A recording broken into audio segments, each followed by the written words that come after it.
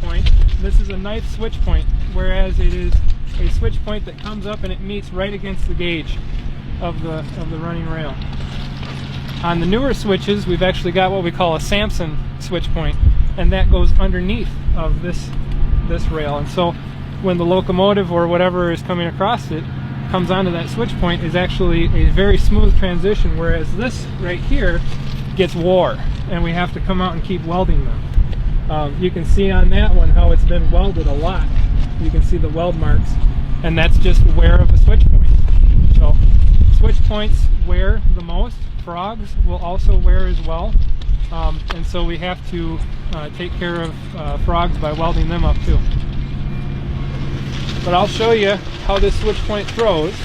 First, before I throw a switch, I always have to look inside the switch and make sure that there's nothing in here, so that when I throw that switch, I'm not compressing anything inside.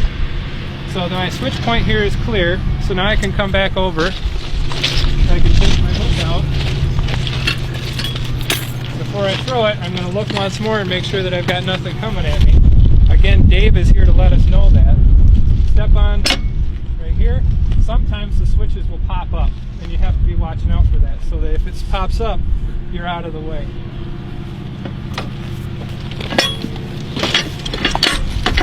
And now you can see how everything fits and how we've changed.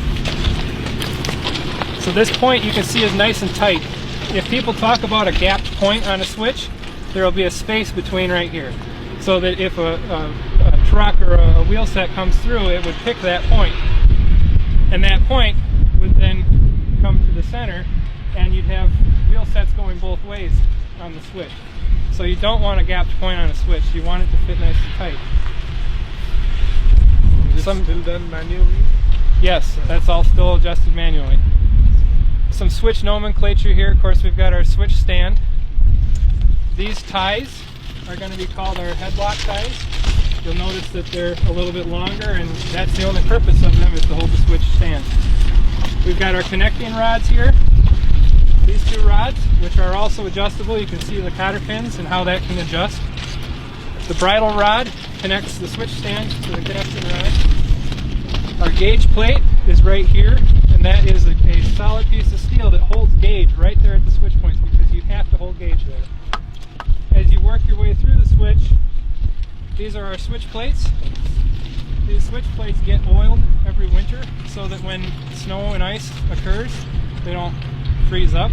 It's a very big thing here in Wisconsin, and you know what snow and ice does in the UP.